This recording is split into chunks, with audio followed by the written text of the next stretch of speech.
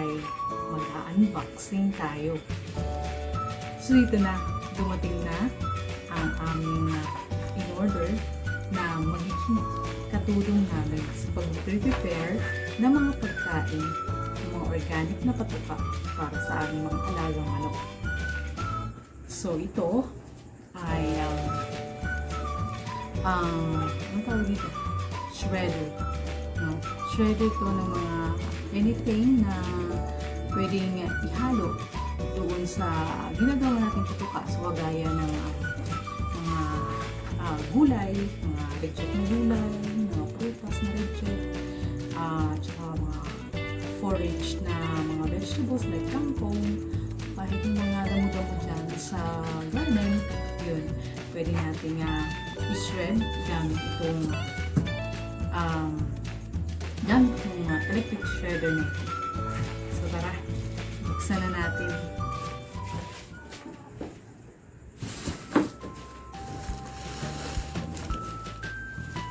Medyo mabigat siya.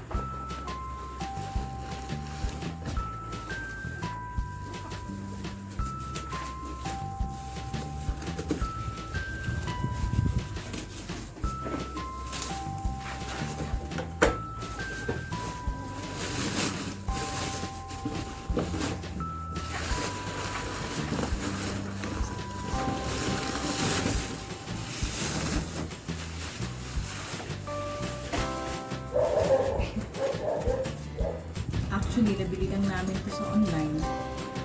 Pero ang source talaga nito ay galing China. So tara, buksan na natin.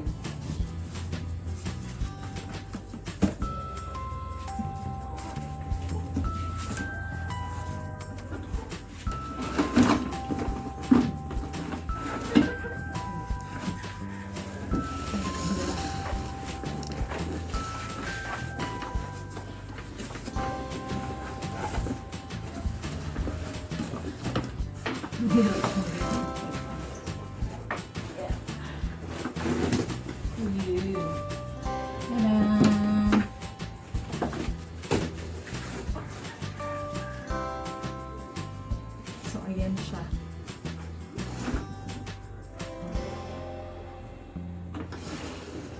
So nakita ko to sa Shopee. Ang price niya is 1,930. But eventually, kinuha ko siya ng hulugan kasi nga wala naman kaming budget para dun sa cash payment. Ang kagandahan dun sa hulugan nagagamit na namin kahit hindi pa man namin binabayaran ng buo. Although may konting interest, but okay na rin yun. Kasi nga, as what I've said, wala naman kaming budget para dun sa cash payment talaga. So, ayan. So, ito siya. No? May kuryente siya. Pang heavy duty rin yata ito kasi mabigat siya eh. So, I think itong stand na to ay removable naman siya. So, ang package is may kasama na siyang balde. Tapos, pwede siyang buksan dito pag tatanggalin na yung mga na shred na mga organic. Ayan.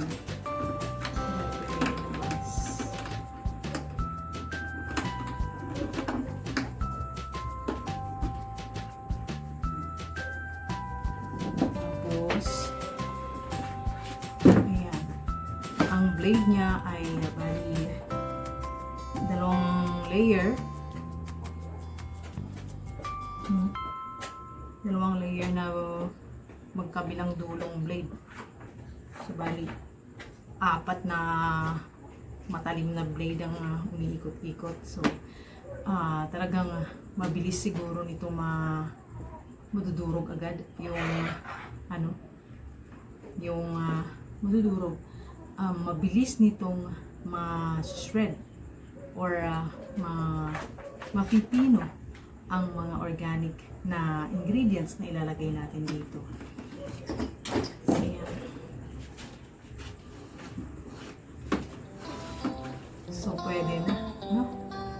Actually, marami pa dito mas mahal. Yung mga nasa 3,500 and up.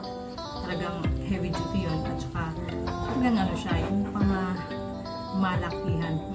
Pangmalakasang ano yun, business, no? Sa pag-aalaga.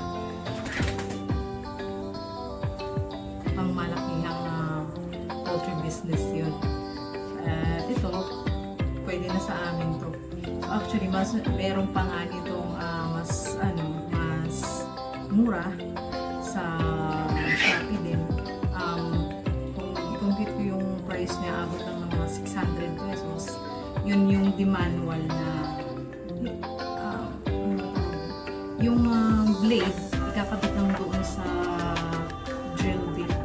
Yung electric na barena. Yun. Tapos ikakabit mo na lang yun sa ganitong klaseng bandit.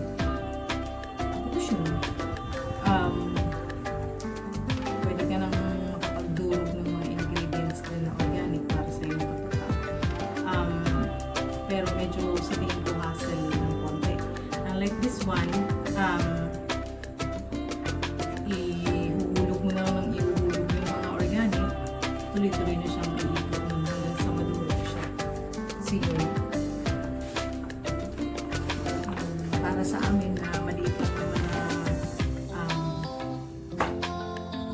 naman ang aming poultry, pwede na ito para sa amin. Kasi sabi ko na sa asawa ko, habang parami ng parami ang aking inaalagaan, pumuputok na yung ugat ko sa kamay sa katantad. And then, yung oras ko, masyadong kumbaga nasasayang yung oras ko dun sa pananangkan. Ngayon, kung merong di-electric ng shredder, ay mas marami pa akong magagawa. Kasi sa isang pakainan, kasi sa isang feeding session ng aming ang ginugugol mong oras sa pananangkan ay maabot din ng mahigit isang oras. So sayang yun. Marami pa akong gagawa sa isang oras na yun. So ito, hopefully ay tumagal naman. Inano ko siya, mabigat mabigat mo na siya.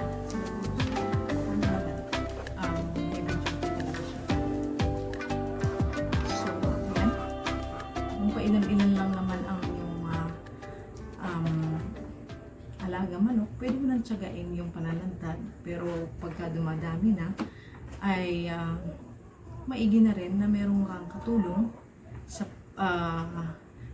maigi na rin na merong kang katulong kagaya nitong machine na ito. Simpleng design lang, pero malaking tulong na ang maiaambag nito sa pagmamanukan. So ayan.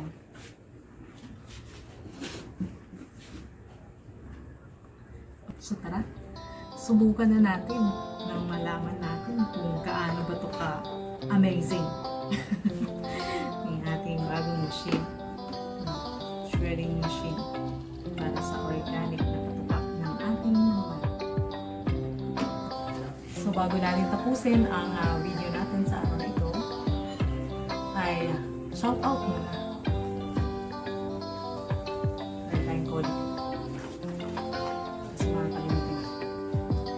Shout out sa ating top supporters, kay Caferis Treasure, at Bomo TV Vlog, Nancy TV Vlog, Benji Ang Mini Farm, Aziz Calayo Vlogs, Jenny D, Walking Visuals 4K, Cacho Alexander, at kay Ellen May.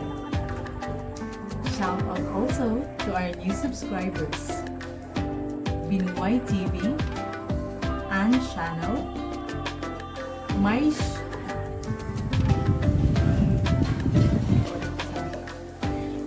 M. Shaihan,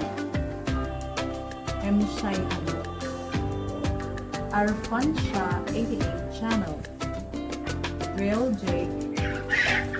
Jake Vlog, Matix TV, kay Felicia Muriano.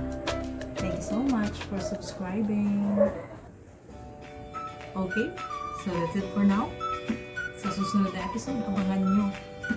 At gagamitin na natin ito para makita natin kung gaano ba ito kahusay.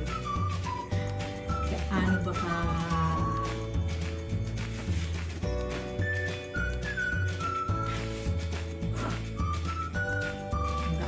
kahusay, gaano ba ito kabilis makapagpino ng mga organic na ingredients sa ating organic feeds.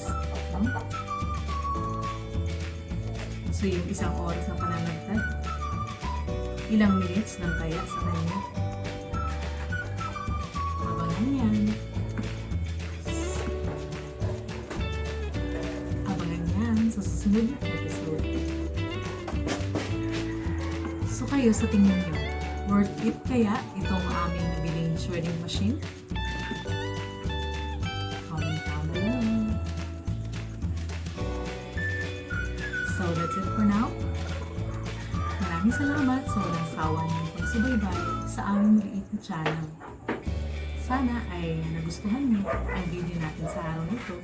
At kung nagustuhan niyo, please like, share niyo na rin, mag-comment kayo down below.